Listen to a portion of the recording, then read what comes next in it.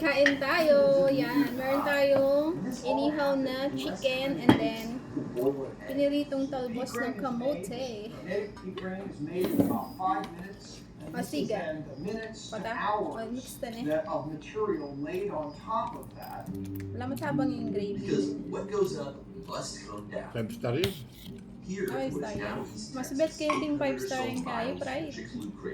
We can see exactly where the billions of tons of rock that were sent up in the Ito siguro crave na ng metong. raining back down to Earth. Right. Buti ka na yun.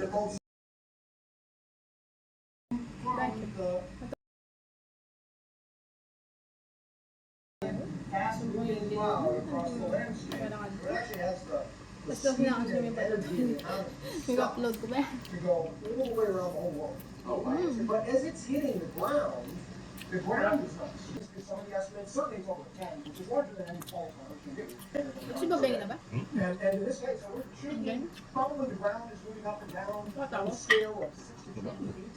You know, rolling as it goes by. This cloud is moving in, raining. It's hitting water. We're pumping water. Raining down on us. Tons of water, which set off a mega tsunami that struck every coastal area on Earth. About 66 million years ago, before the asteroid hit, all of this was underwater. And if you look at these layers here, you see something weird. Big chunks of mud and sand that were ripped off the bottom of the ocean and deposited here, far away from where they originally come from. What we're standing on is a mudstone, like you'd see on a continental shelf. Then suddenly, this thing that comes up on the edge of the shelf, and it crosses the shelf where we're standing right now, deposits in these crazy, contorted-looking beds. A train of waves coming one after the other. So water never moves just once, right? There's always a back and forth. Think of like a splash in your bathtub. It's really cool. So while mile-high tsunami waves are crashing down all over the world, what's happening inside Ano Pushed out away. Nag-rounding ng data yung mga lamembro ng dinosaur.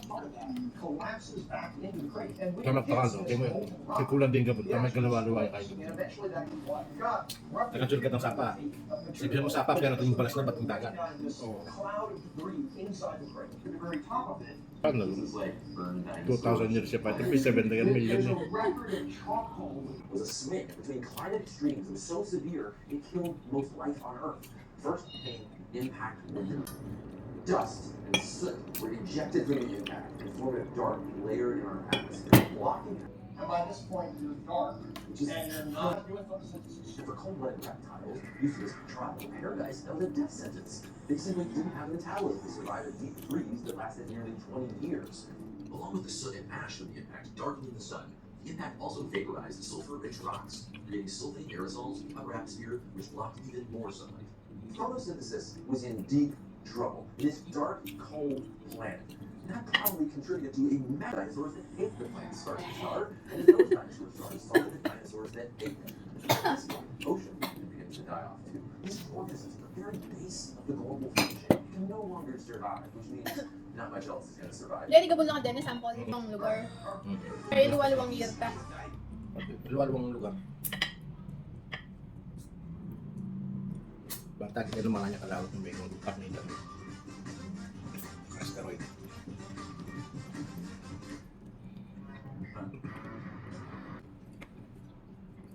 And after several decades, that long winter slowly starts to clear. But things got pretty extreme in a different way. You remember where the asteroid hit? The rock that Yucatan sits on is made of limestone, which is calcium carbonate. When the asteroid struck, The material we put into the atmosphere to change climate. But if earlier, 30 seconds later, it would hit the Atlantic Ocean or the Pacific Ocean. All that would have gone in the atmosphere would be wild. It wouldn't have been extinction zone. and we wouldn't be here. Yeah. This show would be hosted by a dinosaur. When the sun came back out, that CO2 trapped the heat, flipping the Earth from a freezer directly into this super greenhouse sauna that lasted for thousands of years. To kill them off, if it hadn't been for that sort of kill every winter that happened right before.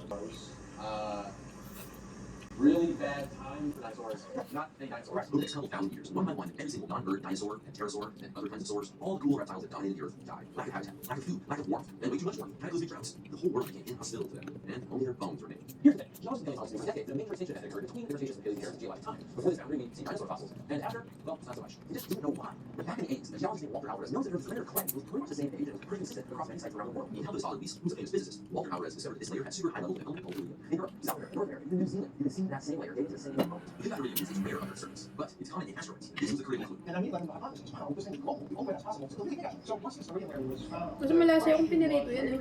crater Ang oily. left behind by Wala nang huwag ng preto yun eh. Kaya kasi ang oily. Ang dami pa.